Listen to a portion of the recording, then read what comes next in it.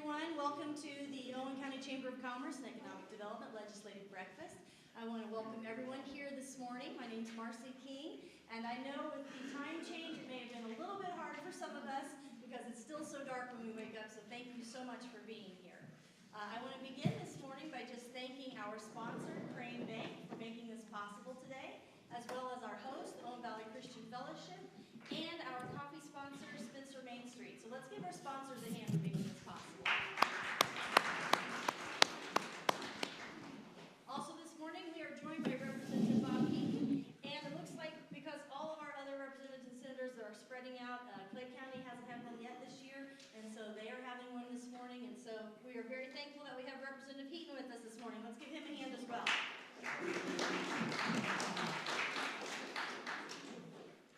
I just want to go over a few things this morning, a little housekeeping rules. We do have quite a few people here this morning, so if you have a question, if you would, please just raise your hand. I will walk over to you and I will hold the mic in front of you so you can answer the question. And we do that so that those that are joining us online can hear the question as well as the answer.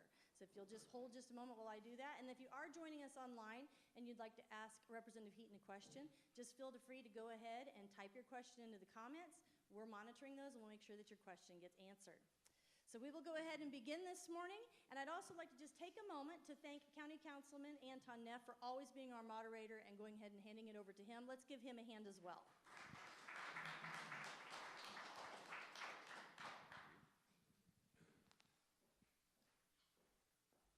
Good morning, everybody, and welcome to our final legislative breakfast. We're excited. We have a very good crowd, actually. I think our biggest of the three.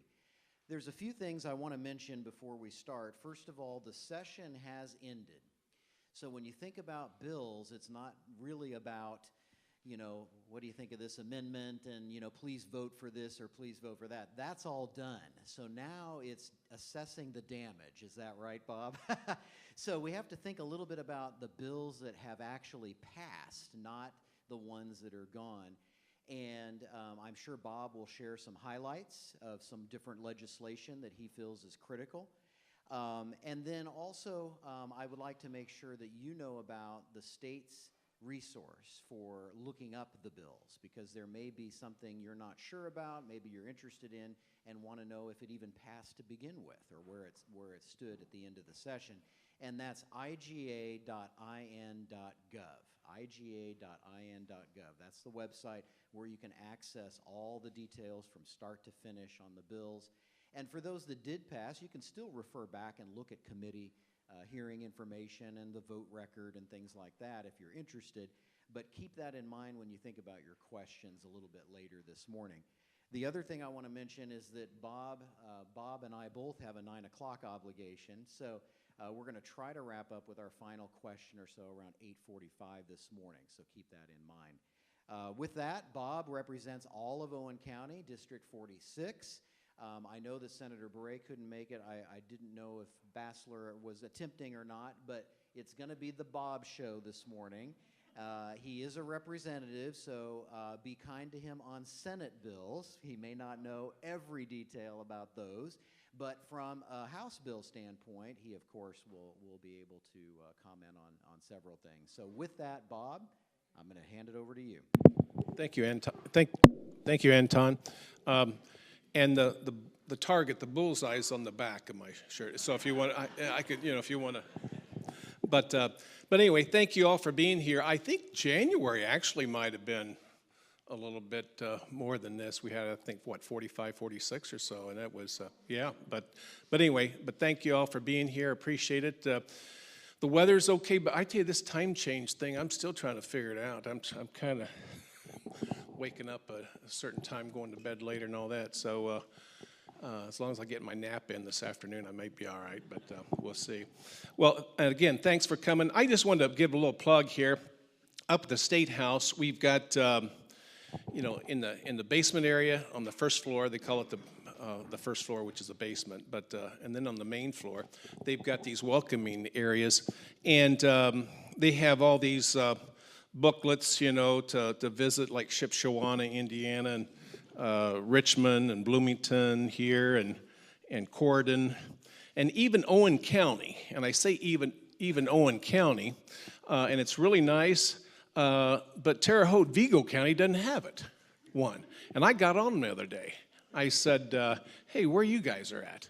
And, but anyway, and so it's just a matter of the tourism and the destination situation that, you know, visit here, visit there, that type of thing. And my colleague up there in the State House, Representative Joanna King, she's right in the middle of the Shipshewana. And but anyway, it's always good to promote your community and your county, and you guys are well represented here by the chamber and others on staff here, so we really appreciate that. So, well, as Anton said, we wrapped up session about 8 days ago, and technically we could have went till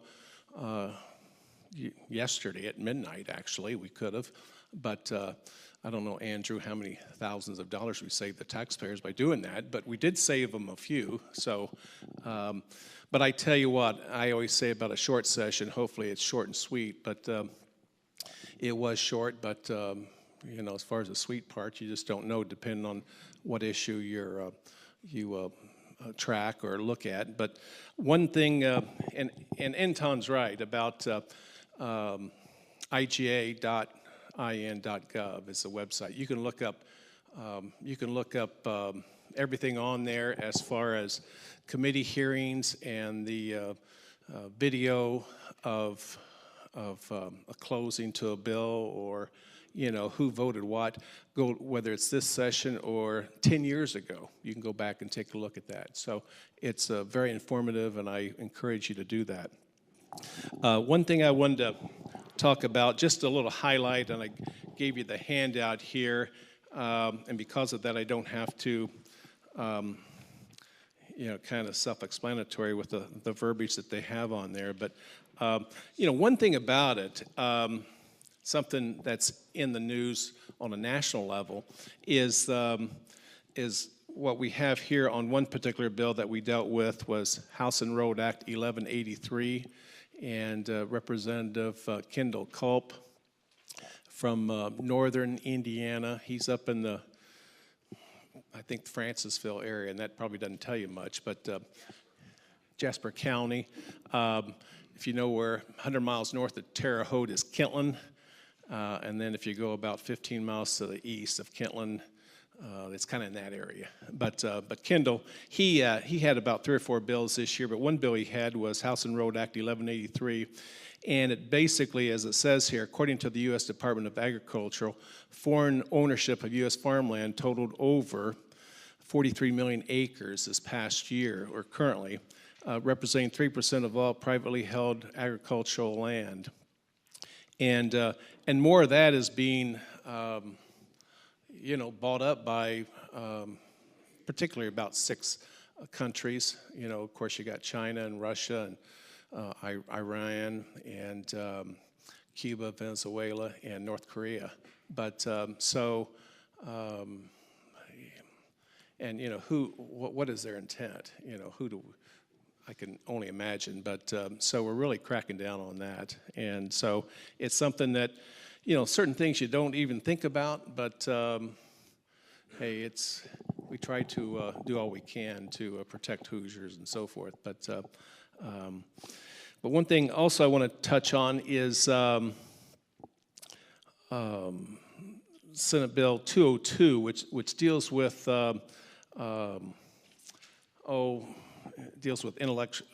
intellectual diversity, and as far as in the bill itself. I think it was on page 7 of 202, but it kind of addressed that. And but in closing the other day with Representative and Chairman Bob Baining, he indicated that a lot of states are already dealing with this, and a lot of them are blue states even.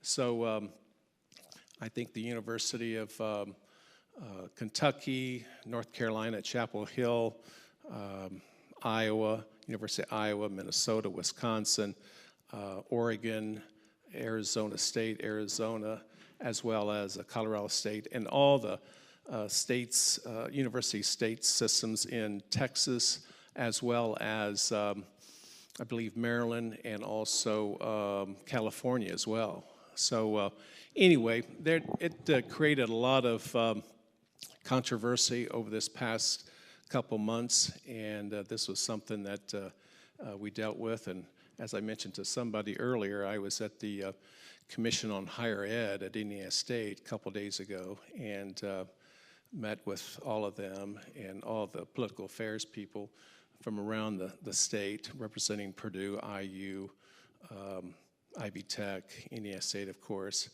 and I don't think USI was there, but they didn't have any, really, of course they didn't share them with me, but they didn't have any qualms about Senate Enrolled Act 202 on that there, but so a lot of, but that was quite controversial that we dealt with, and also House Enrolled Act 1002 that dealt with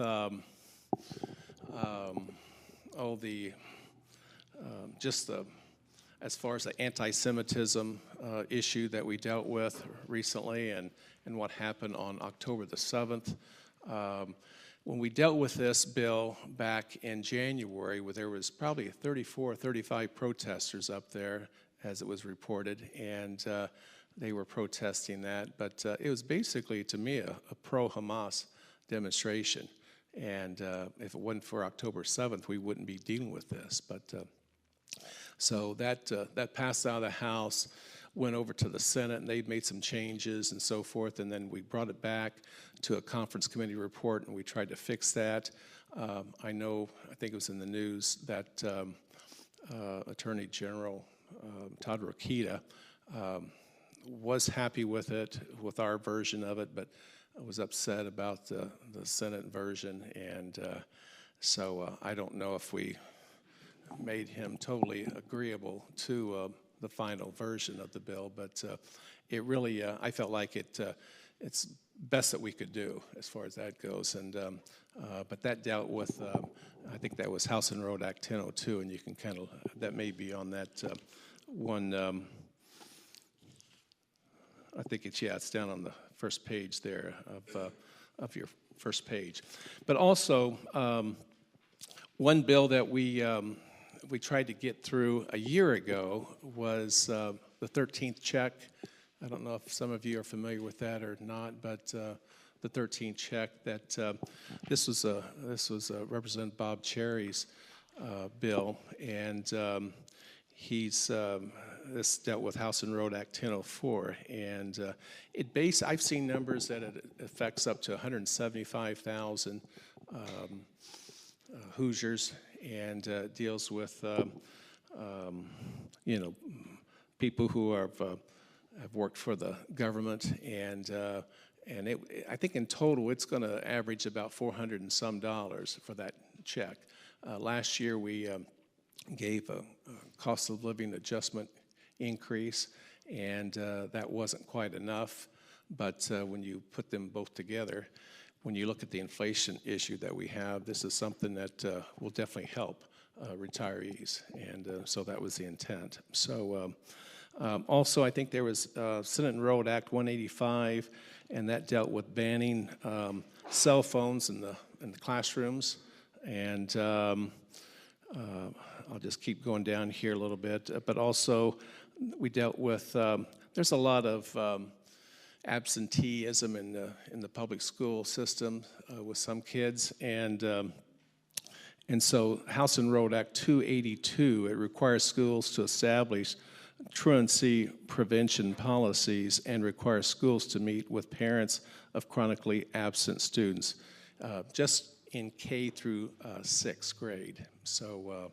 that's what that deals with. So, and I don't know, Derek, if that's good in your world or not, but anyway, it's I think it's quite important. So, well, anyway, I can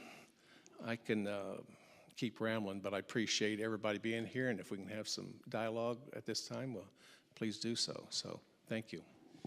Great. We appreciate the overview, Bob, and we know that many people have questions this morning from four different subjects, different backgrounds. So, who would like to be first this morning? In the back, Kyle.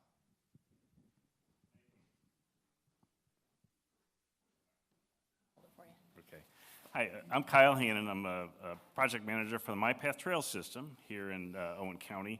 And first, some news. They started cutting trees and clearing trail Wednesday. So this thing is well on its way. We're very excited about it. There are a couple things. With My Path, that's going to be a really transformative trail here in the community. And we're also then talking with trails nearby, Ellettsville and Monroe County and Bloomington, to see how we can do connection. And it's great to all cooperate. We've got a great vision. Might be able to ride your bike one day from Spencer to the Ohio River if we play our cards right. But it all comes down to money, of course. We were able to do this project thanks to the Next Level Trails grant. And there was no Next Level Trails in this session of the legislature. But it makes us wonder, I mean, that's important because Next Level Trails has funded about 1/3 of the applications. So the interest is big through all the communities in your district and other places. So have you heard from any gubernatorial candidates or other legislators about plans maybe for funding moving forward on trail projects? Kyle, I have not. The short answer is I kind of stay out of, in my case, the Republican primary and their issues and so forth as far as endorsing them or not. But I haven't really heard anybody, and I know Lieutenant Governor Suzanne Crouch. I think she's, I would think she's an ally of this issue, I believe, but I don't know for sure. And but I tell you, it's there in Terre Haute, as I mentioned to you earlier, in Vigo County, the little town of Riley, they're taking, and I talked to the county commissioner about 3 days ago about this, but they're taking from Riley, kind of in the inner city, if you will, or the town, by the town hall, and they're taking, using that railroad spur and going to the west, probably about 2.5 miles, I think it is, and to get hooked up with Ido Creek subdivision there. And I think it's, I like trails, and I haven't rode my bike across Indiana or did a Hilly 100 lately, but I've done that in the past. And but I think 3 times I rode across Indiana in the rain ride. But it's something, it's good, and I support it. And as far as the funding goes, I think, I don't know, Kyle, if you might know how much we funded in the last few years pertaining to that, but. It's been about $150 million, I think, and really thanks to Governor Holcomb, and you think 5 years ago nobody thought about Indiana being a bicycle trail leader, and now we are. I mean, I've been to the National Conference of State Legislatures, and people think, boy, Indiana sure has it together. So we'd hate to lose that momentum because we've been making a lot of progress. I still think 2/3 of the applications are out there waiting right now. Yeah. So we put some great money into it, and I just hope we keep going with that.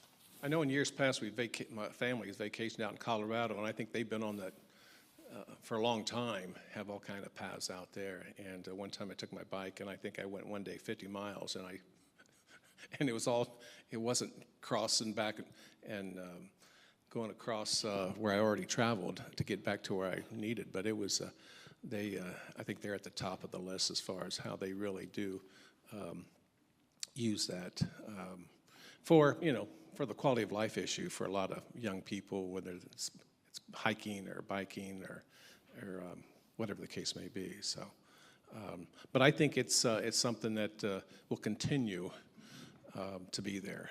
So I hope people keep talking about it, especially through the campaign and all, and keep it in mind because we start to take it for granted because we've done so well, but we need to really keep pushing that. So, thanks. yeah. All right, Andy in front right here. Hi, I'm Andy Horning.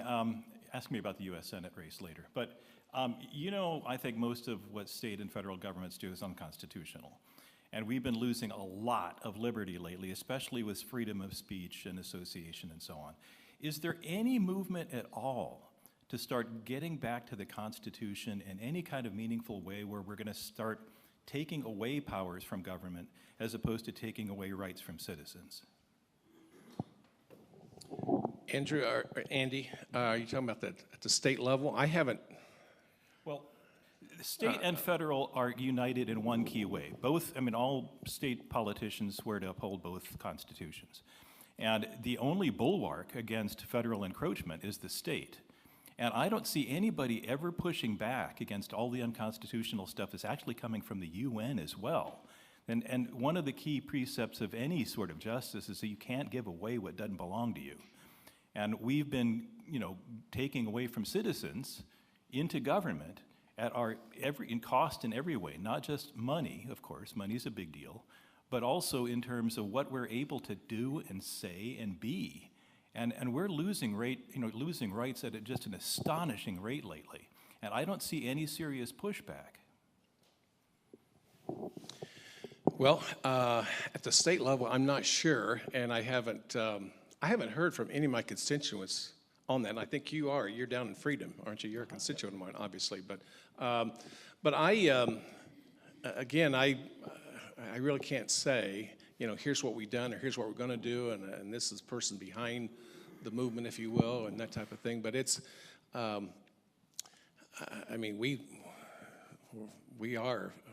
look at the Constitution, and we talk about freedom of speech and so forth, that type of thing. But and people can argue that even with House and Road Act 1002, as far as your freedom of speech and that type of thing on college campuses. But so I can't really say that we're up there, utilizing that but we're I'm happy to give you some resolution. I've already written this up, and I've submitted several times to different legislators my ideas for at least like a joint resolution, and that it's just an affirmation that we want to go back to the constitutions, both state and federal. That would be nice, because we're so far from that right now. Have you been involved with the Convention of States issue and so forth? Well, I'm actually opposed to the Convention of States for all kinds of reasons. Don't get me started. Okay, all right. But if we would just do the constitutions as written, we would have almost no problems. All right, next question. How about, Polly in the middle.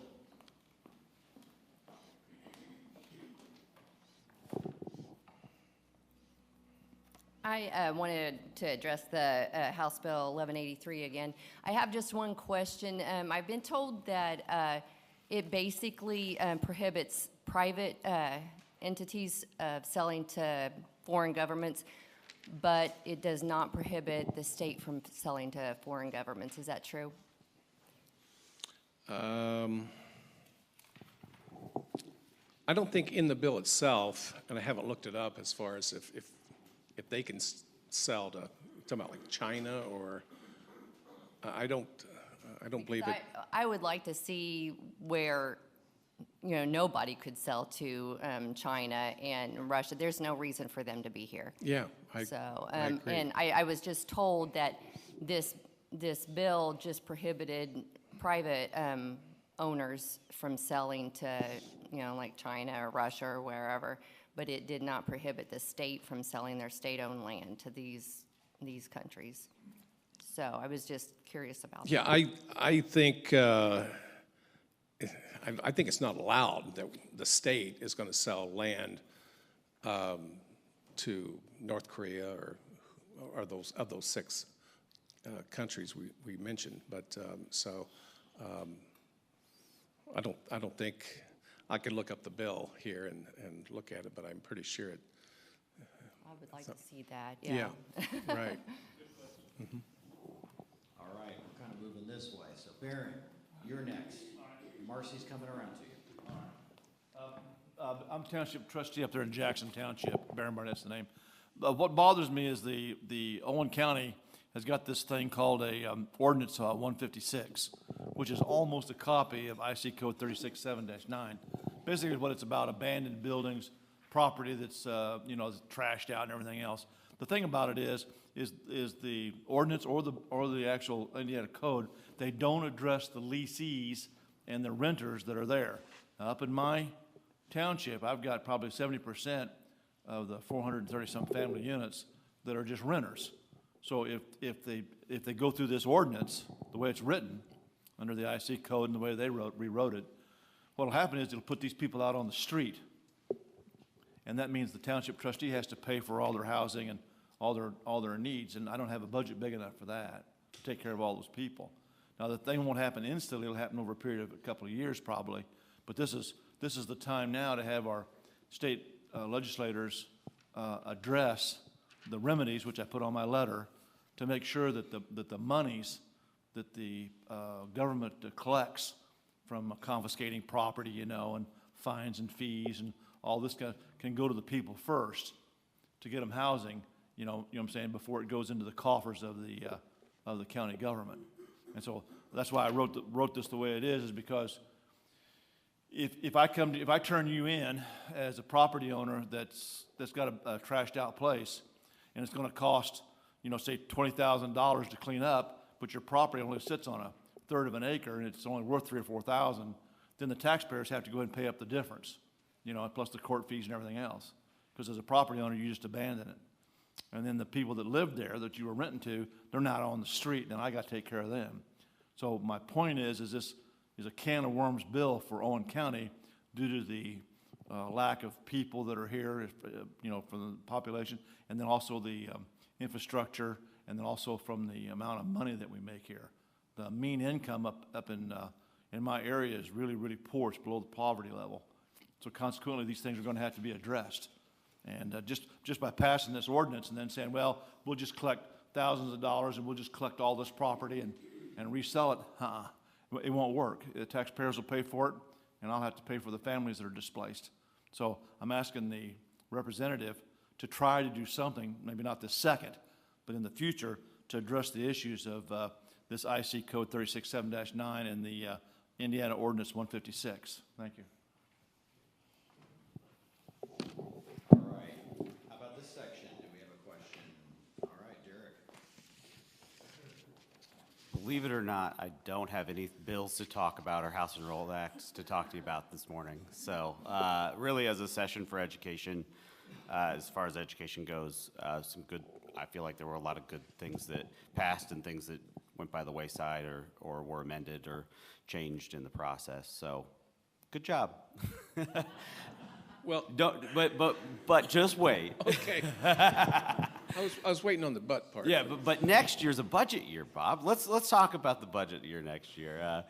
As always, you know, the monies that get passed down, you know, through the state appropriations process are invaluable to Spencer Owen Community Schools and our ability to pay our teachers, pay our custodians, pay our bus drivers, and to keep our facilities running at a high level. Mm-hmm. And so as the budget year approaches, K-12 education in the state, and specifically here at Spencer Owen Community Schools, the work you guys do really does matter to families here in Owen County and the education that their kids get. So I look forward to next year. We'll have lots of bills to discuss. Well, and Derek, I tell you, when you talk about the budget in a long session, it's a biennium budget, 2-year budget, and you're looking at now over $44 to $45 billion over 2 years. I think when I first got in about 14 years ago, I think I want to say it's like 28 or 29 billion, and it keeps, thankfully, it keeps going up, but so does our expenses, and we can't print money, and so. But when it comes to the budget year, the long session, when you look at you know, education, you know, K through 12 and higher ed, you're looking at over 50% of the budget that goes to that. So not only in a budget year, but even in a short session and just like a non-budget year, as you know, there's all kind of issues out there that we have to deal with, whether it's banning cell phones in the classroom and so forth. But it's just, it's something I appreciate your involvement, being on the school board here locally and that type of thing, and being engaged. And I think that's quite important. So thank you. Yeah, generally, I'll interject on being a budget year here coming up. There are 2 task forces that have been given some very important subjects that I know you'll be dealing with in the next session. One of them's on roads and road funding, which is a big deal. And the other is generally taxation and the ability to cover certain government services and what structure that may look like in Indiana. So to our citizens and to folks out there, pay close attention to those subjects because that can make a big difference for us here in Owen County. And of course, as a county government official, I would want to make sure that we at least preserve local government's authority and ability to provide services to our folks and allow us the flexibility to determine what our priorities are important and how to address those. So keep that in mind. All right, next question. Anyone over here? All right, we're going to work over here, right up here, Marcy, right up front. Hi, my name's Phil Lennon. We own a few acres here in Owen County now, along the White River, and also it's bisected by the ISSR railroad tracks. So two things on that. Is there any interest in removing a lot of obstructions in the river so that we can slow down some of the undercurrents to make it safe for canoeing? Is there any groups that are trying to organize something to get funding to help do that? And the other is, does anybody know how much longer that railroad will be in business? It seems to me those tracks are dilapidated, falling apart, and I've been seeing maybe 4 trains per week, 4 cars each going really, really slow down that track across my farm, sometimes carrying with tanker cars. I don't know what they're carrying, but the news out of Ohio, et cetera, it does bother me a lot to see those cars. And what is that railroad doing? Are they going to continue to use those tracks? How long? Are they going to care for the tracks? Because I don't see any work. And even now, I've been waiting for them to fence along one of my properties, and they haven't gotten to it. So what are they doing? Well, yeah, 'cause we don't want to end up like an East Palestine, Ohio issue and so forth, that type of thing. This is the first I've heard about it. Is any, on the local level, have you talked to anybody here on the council or? No, not as such. I was talking to somebody yesterday who was quite surprised to find that they are running trains down that track as often as they are. And so it just came to mind that, wow, maybe nobody really knows what's going on. So, like I said, I'm kind of new to the area. Yeah. So yeah, I've never mentioned it publicly until now, and I haven't heard anybody else talk about it. Phil, did you say? Yeah. If you want to talk to me afterwards, we can get some information and so forth. Okay. All right, we're going to work our way over here. Jeff Marks, she's coming around to you, Jeff. Good morning, Representative Heaton. Thank you for coming here today. First, a shameless plug for the OPSF 50/50, which is a week from today. This is people running 50 kilometers and 50 miles through the Owen Putnam State Forest, showing once again that our forests are useful for lots of things, including recreation. We'll be back with a bill next year on the forest stuff. Today, I'd like to concentrate on another activity I'm involved with, and I think it's important for all of us. I'm a member of a group called Braver Angels, and our group just recently ran what's called a Trustworthy Elections Workshop. Our motto is, we trust us. Okay. All right. A little history on this. It's based on 26 workshops, 194 evenly balanced reds and blues, 727 unanimous points of agreement. That's pretty amazing when you have people who have unanimous points of agreement on both sides of the aisle, and distilled 23 solutions. Our society is based upon building messaging. So the left wants to say voter suppression, and the right wants to say voter fraud. Look at what we said. Voting should be easy, and it should be hard to cheat. Okay? Simple, which actually gets to the base of all of our challenges. I would encourage you to look further in this report. I'll give you a sheet which has the QR code so you can download the report yourself. But we really think that we are beginning to, as a society, independent of our politicians who seem to be just talking past each other, we are trying to solve this problem of trustworthy elections. So I encourage you to look at this, and I encourage you to think more about it in the next session. And fortunately or unfortunately, the election will be passed, so some of the pressure will be off, but it'll give you 4 years to get it right again. Okay, well, we trust us, so here. Well, Jeff, just thanks for coming. And Representative and Chairman Tim Wesco is, as you may know, some of you may know, is in charge of the elections in the House. I don't know who it is over in the Senate, but I know his goal is to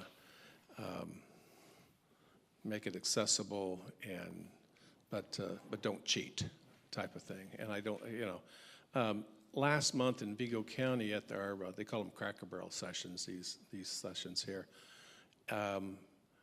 that was brought up, some type of election issue. And I tell people, I says, we have early voting, and four weeks before the primary itself, and I always wait, 2 or 3 days after the first day of early voting, and I get right in and I vote, and I encourage the people there. I said, if you know somebody that's not registered to vote, well, come Monday morning, go pick them up and take them to get them registered to vote, and sometimes people say, well, we want to register on the day of the election itself, and well, that's frowned upon by a lot of people, but I just want them to vote once and not 2 or 3 times, but yeah, it's all good, but appreciate the comment on that, but. All right, up front, Marcy, we have Chad.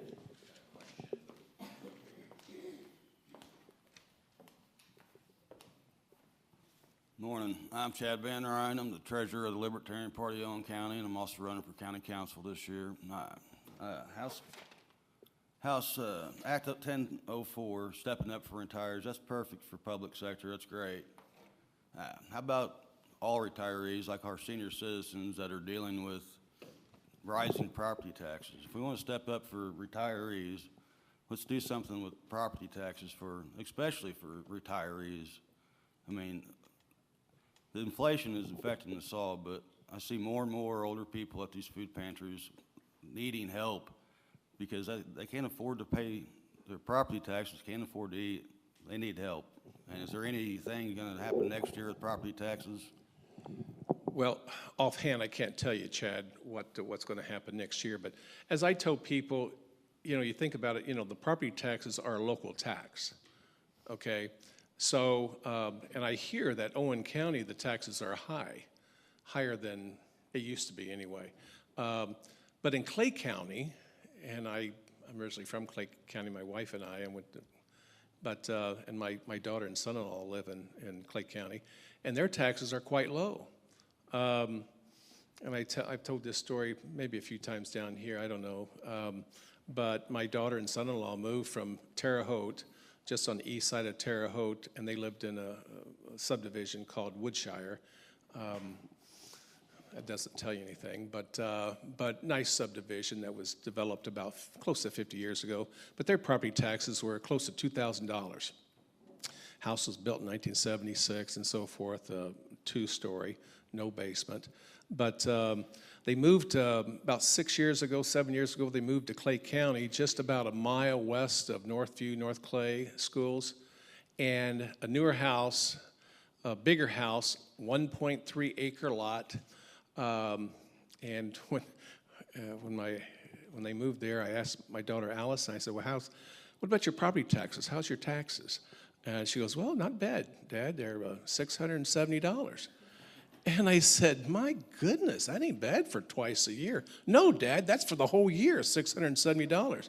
So they went from about $2,000 to about $670. And it's a better house, newer house, but that was Clay County for you.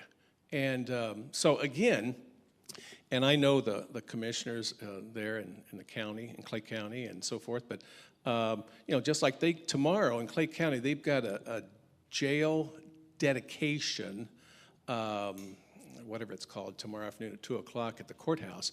And they just expanded their jail from 176 beds to an additional 290 some beds, you know, so for about 460 beds. And it cost them $26 million plus an additional $2 million to renovate the old jail that was built in 2006. And not too many bells and whistles, I was told, by this new jail, but or the expansion. And I don't think they're going to have to raise taxes at all, you know, for that.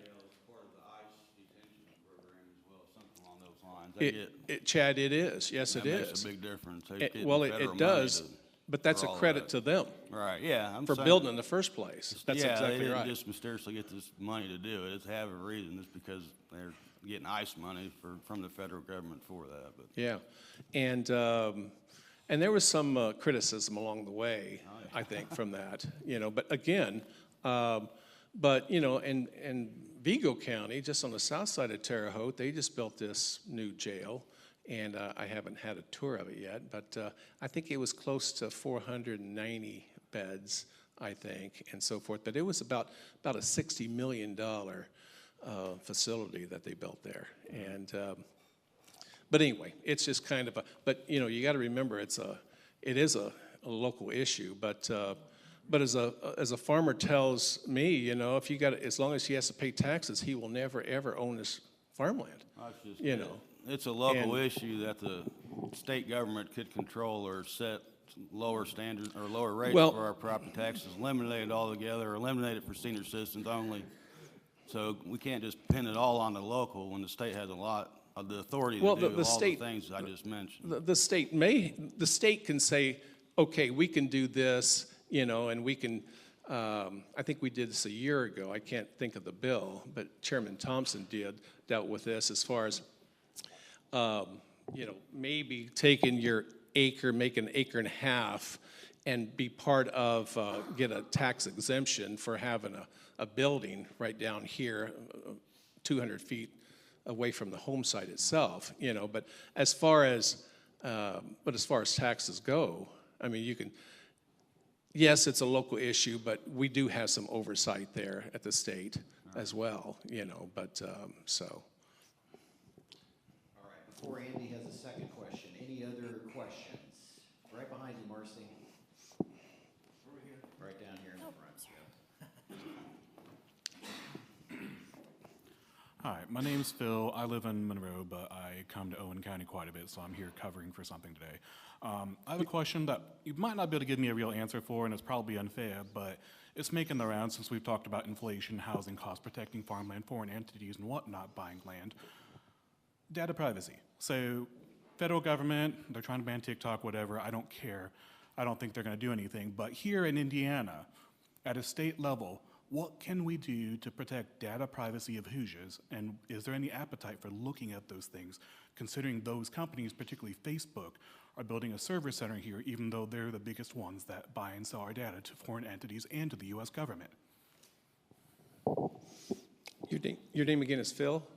Phil, I don't know exactly what we're doing right now. We didn't address that, I don't believe, in this past session. But I know there's an issue out there with, I got a phone call from a buddy of mine from Fort Wayne yesterday evening, and he spent 4 hours in a conference at Notre Dame that put on pertaining to AI. And basically it said, what he says that he found out that basically the government needs to stay away from that, you know, whether it's a federal or state, whatever the case may be, you know. But it's, you know, when you really get into artificial intelligence, it's, you know, and you kind of wonder who Big Brother's looking over your shoulder all the time. That's a kind of, could be a scary thought. But All right, so before we move on, let's make sure everybody's had a chance to ask their question. So do we have any other questions, Bruce? Mine will be easy, thinking in terms of the next session, to provide the availability of grants to help the rural communities in a myriad of ways, but particularly with the water infrastructure and people having access to internet, those who don't, and also the medical side. You know where I'm coming from with that, so the needs to provide medicine in the rural areas. I'll just leave it at that as you think about the strategy. All right, any other initial questions here before we move to round two? All right, Andy in the front. Marcy. About taxes. Here, I mean, the road taxes are allocated by passenger cars mostly. And we, in Owen County are driving mostly pickup trucks and, like farm vehicles. So we get shortchanged compared to a lot of areas around the state because of the way the road taxes are assessed. And you drove here, no doubt, through some pretty bad roads.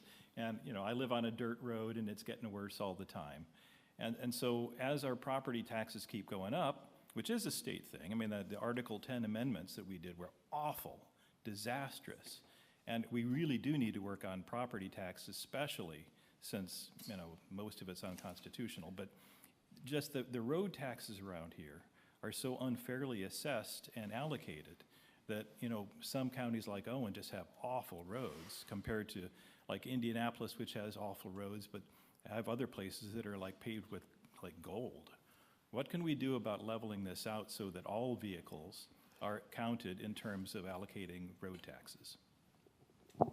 Well, for years, I've heard nothing, Andy, about that issue. I've heard about maybe 14 years ago when I started that, when you have a pickup truck, and most of the pickup trucks are in the rural areas versus, around 465 and the lanes, it is unfair.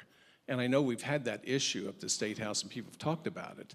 But it's like, just like we put it together, I don't know how many years ago it was, Anton might know about the community crossing grants.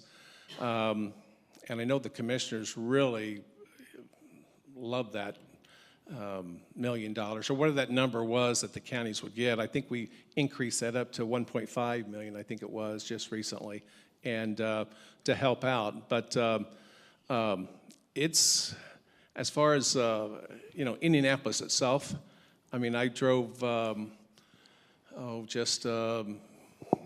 to say 3 miles west of the Capitol recently, and the potholes were unbelievable, and driving from Terre Haute here on State Highway 46, it wasn't bad at all. But I grew up on southern Clay County on gravel roads, and we still have a few gravel roads in Clay County and so forth. But as far as what we can do, I can pass it on and address it, but I can't tell you, Andy, come next year, we're going to fix it, But that's always, when you look at bridges and roads, the infrastructure, in a rural setting, it's difficult, it's tough.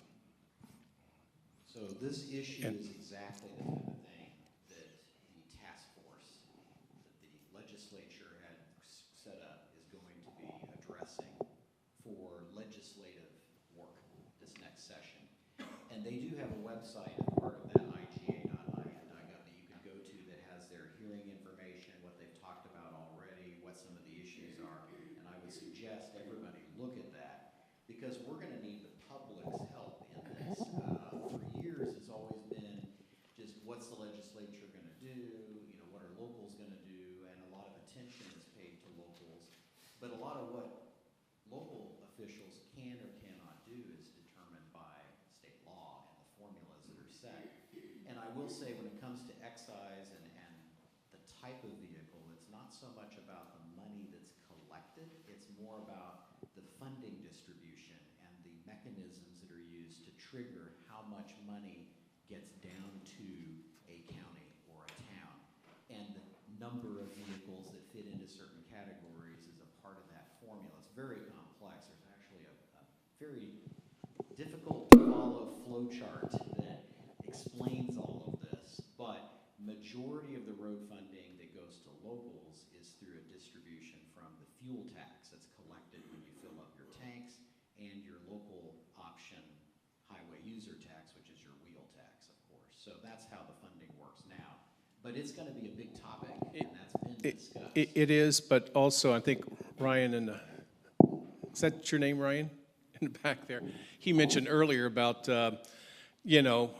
electric vehicles and also hybrid vehicles when it comes to, your registration of those vehicles. You've seen an increase in that because especially electric EVs, they don't pay, for gas, and they don't pay the fuel tax. But we have to address this. We addressed this a few years ago. I know Representative Ed Soliday, Chairman of the Transportation Committee, addressed it probably, I want to say maybe 5 or so years ago in dealing with that. So if you have a hybrid or electric car, and you get a license plate for it, and your registration, it's going to cost you more, and that will go towards that funding that would be lost from purchasing a vehicle like that. So. All right, up here, Marcy, we had another question, and your name was Phil. We have two Phils sitting next to each other this morning. Okay, Marcy's coming around. Okay. So, the gentleman, I assume, who went to Notre Dame to discuss AI, and you said that he advises government stay out of AI.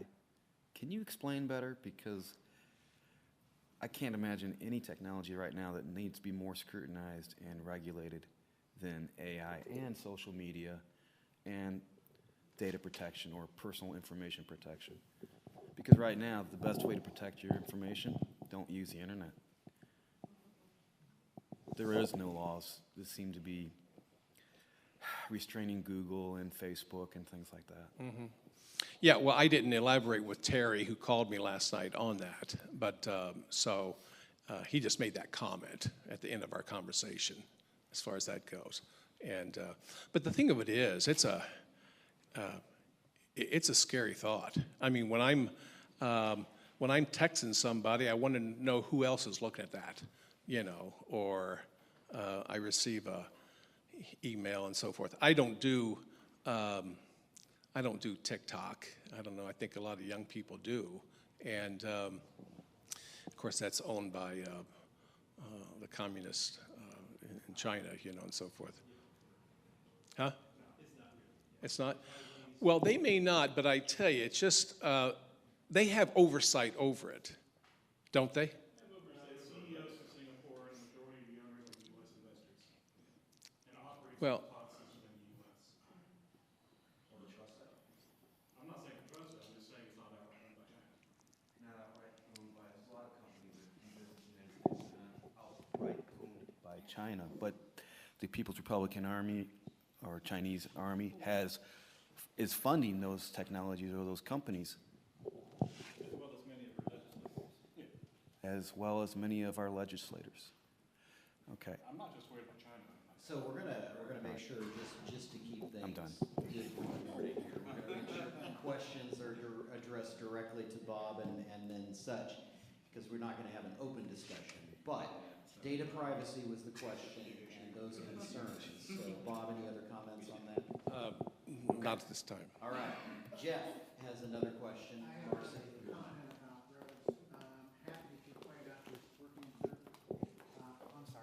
I'm happy that you point out this working group, and I'll go look there sometime in the next 3 days. Okay, I'm not going to guarantee I'll look there today. But I would like this working group to also look at in addition to how the money is allocated, how the money is spent. Because there's a little tiny bit of me that believes that certain projects are favored based upon favors, not based upon need. We spent $5 million to pave from here to Ellisville and from here down to 43. $5 million, those were state monies that would have funded 50 miles of county road, okay? And there's this thing which I brought up before, and I encourage you to talk to the Transportation Committee chair about this. It's called a PASER score. And the PASER score is a PASER, and is a rating of the deterioration of a road. I'd like to see everybody follow that, okay? Not just, and I'd like to see the county follow it better, but I'd like to see the state make sure they follow it and be transparent about it before they spend $5 million paving between here and Ellisville and here down that way. Because that was 50 miles of Owen County road if it had come to us. Thank you. All right, any other questions? Chad in front. Back in January, I brought up roads when we were talking there, and after the meeting, Mr. March, Jeff pointed out that extra $500,000 for the community crossing grant, that gets us another 5 miles of road. So when we talk about $1.5 million from the community crossing grant, we're talking 15 miles of road. That sounds a lot different than $1.5 million. You know, we're talking 15 miles of road or an additional 5 miles of road we can work to fix. I mean, it's just that the money, it's just not enough for as bad as our roads are. I just wanted to point that out, you know, because it sounds good, $1.5 million is great, but man, we're talking about 15 miles of road when half of our roads are deteriorated beyond repair, you know, so that's just a comment. All right, any other questions? Yes, right behind you. Laura Kemp. I wanted to make the comment that I was very sad to see that the Bobcat bill passed. There was just a recent survey done by, I believe it was the University of Pennsylvania, and their estimation was there's probably around 1,000 Bobcats in Indiana. And so I was disappointed that our DNR felt the need and our legislators felt the need to open up a hunting season for bobcats when really there's no need. They don't hurt people. They have just now made a comeback. So I was disappointed to see that, but I was also disappointed in the one wetlands bill that passed, because remember that wild areas and wetlands are so very important to the Hoosiers. And speaking of wild areas, moving forward to the next legislative session, I would hope that you would join us in helping create a wild areas bill to help protect some of the wild areas in Indiana, just like the National Senate Bill 2990 would do. It's going to double the size of the deemed wilderness, and Senator Braun has put that on the floor back in September, and it will be going for a vote soon. So, you know, we're working on national bills to get national forests set aside.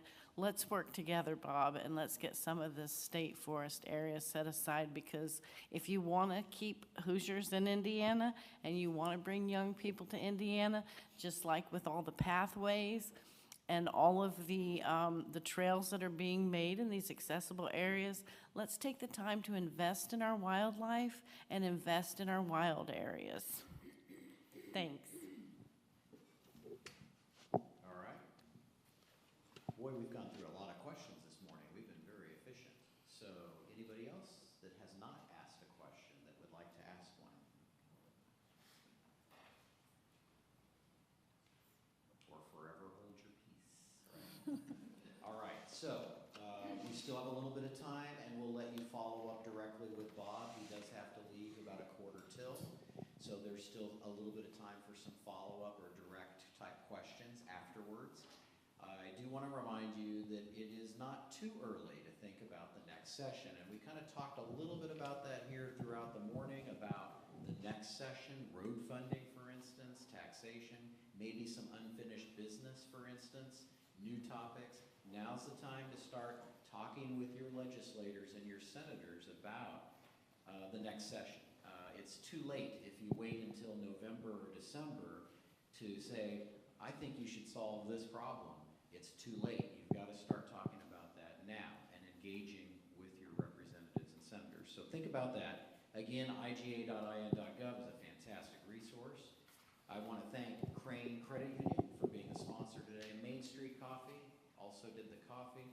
Owen Valley Christian Fellowship has always provided us a great facility for this, and of course the Chamber of Commerce. So